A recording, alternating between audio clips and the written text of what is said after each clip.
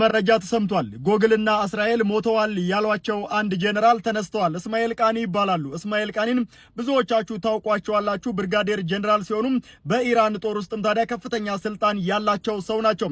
ታዲያ እስራኤል ጦር ብቻ ሳይሆን ጎግልም ሞታቸውን አረጋግጫለሁ፣ በዚህም በጁን 13 ሞተዋል ሲሉ ከላይ እንደምትመለከቱት ባዮግራፊያቸውን አስተካክሎት ነበረ። ነገር ግን በትናንትናው ዕለት በአንድ ሰላማዊ ሰልፍ ላይ እኚህ ጄኔራል መጥተዋል፣ ታይተዋል።